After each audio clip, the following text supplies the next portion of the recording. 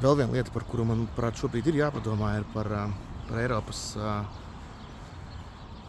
jaunajiem plāniem, militāriem tēriņiem. 800 miljardi, tas viss ir forši, ļoti labi. Žēl, ka tikai tagad pamodušies un gatavojas šādiem te lieliem soļiem. Atspoguļojas arī Eiropas ieroču ražotāju akcijās.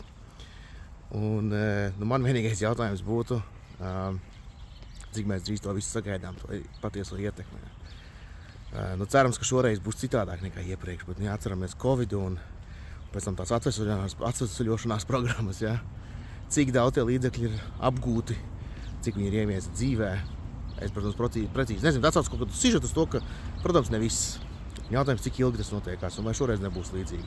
Pieņemts ir, tālāk domāsim, plānosim, dalīsim, pēc tam kā jau viss pārēc ar šo te birokrātiju. Un otrā pusē ir akcijas, tām, kurām būtu potenciāli šis iegūms. Tad tērēsim daudz uz ieročiem, uz bruņošanos.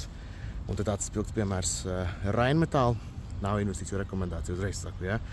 Bet Rheinmetall, ja? Un akciju cena būtībā mazāk kā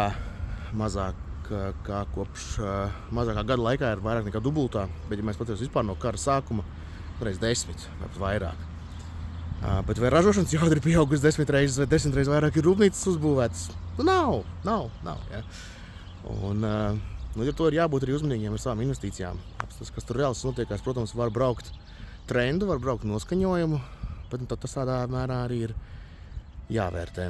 Līdz ar to esam ļoti piesardzīgi un rūpīgi darbojamies arī ar savu naudu, balstoties uz ziņām un uz šādiem lieliem globāliem paziņojumiem.